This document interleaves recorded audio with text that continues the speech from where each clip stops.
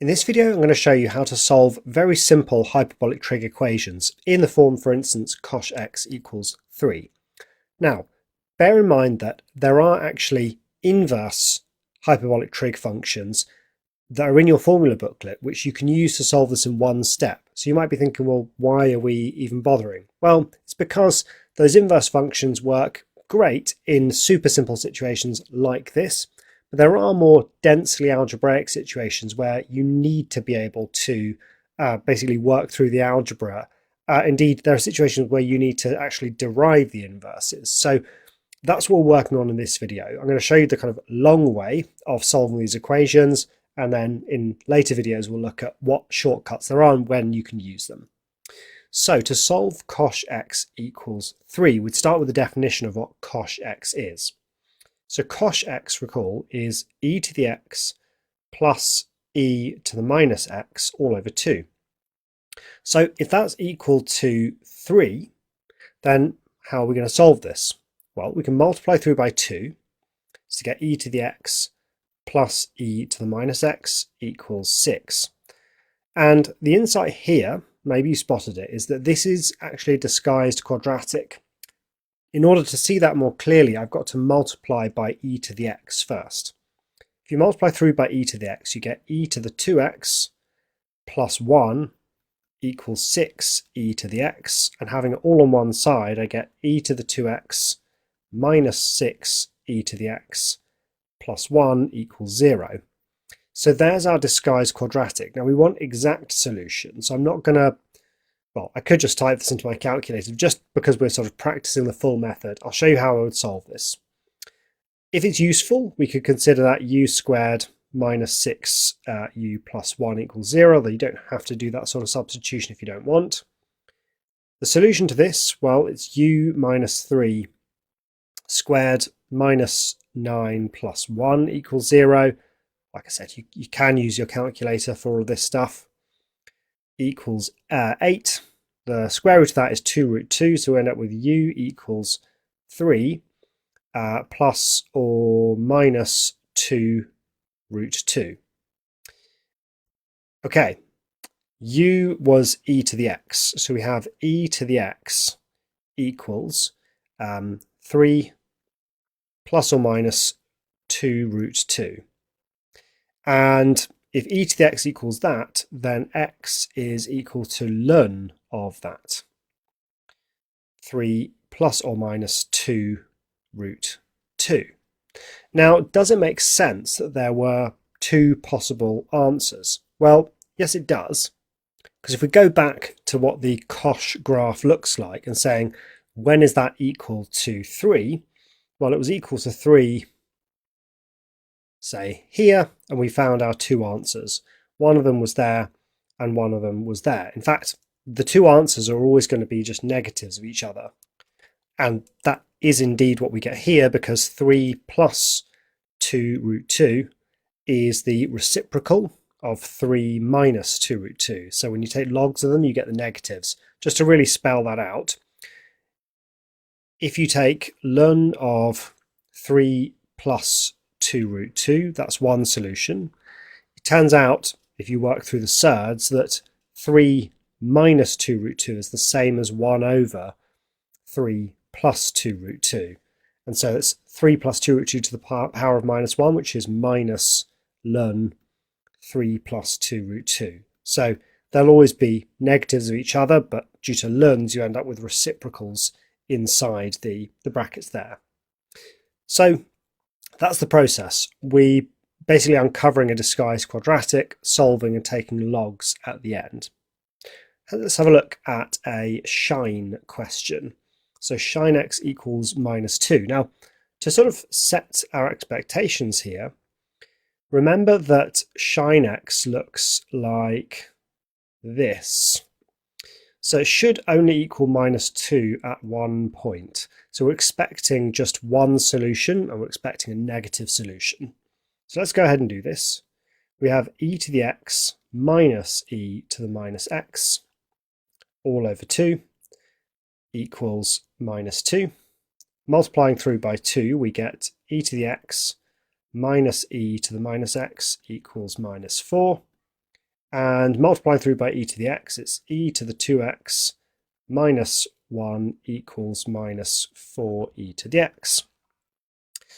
That means that e to the 2x plus 4e to the x minus 1 equals 0. There's our disguised quadratic.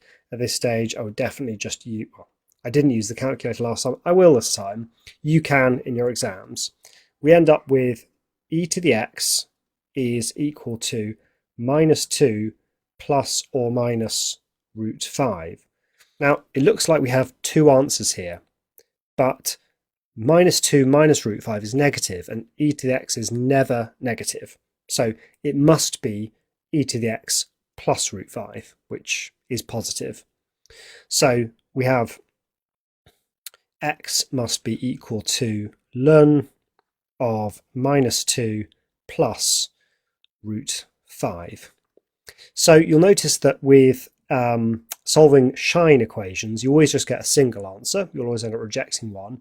With Cosh, you'll either get 2 or 1 or 0.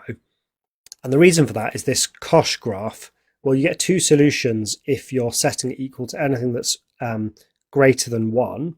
If you set it equal to 1, there's one solution. Anything less, you get no solutions. But with Shine, you can set it equal to anything and you'll always get a single solution. Let's now have a look at a tang one. So again, just to remind ourselves about the graph of tang x, which has these asymptotes at 1 and minus 1, looks like this. So we should be able to set it equal to anything that's between minus 1 and 1, and a third is, and we should get just one answer. So what is tang x? Tang x is Shine x over Cosh x, and the divide by 2's cancel. So it's e to the x minus e to the minus x over e to the x plus e to the minus x equals 1/3. Multiplying through by 3 and by this denominator here, I get 3e to the x minus 3e to the minus x equals e to the x plus e to the minus x. So subtracting e to the x on both sides, you get 2e to the x, and adding the 3e to the minus x, so both sides you get 4e to the minus x.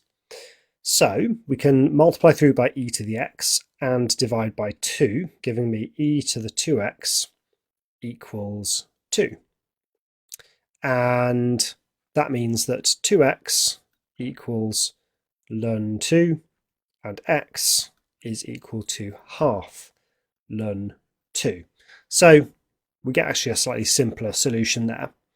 And does it check out? Is it what we expect?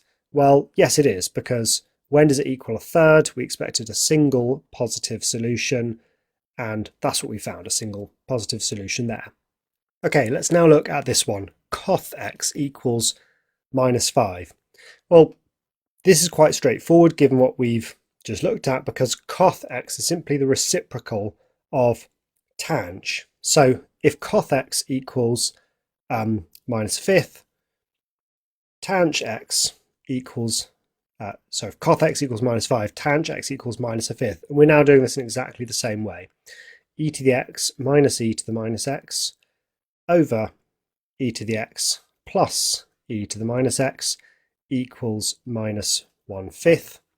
Multiplying both sides by 5 and that denominator, I get 5e to the x minus 5e to the minus x equals minus e to the x minus e to the minus x.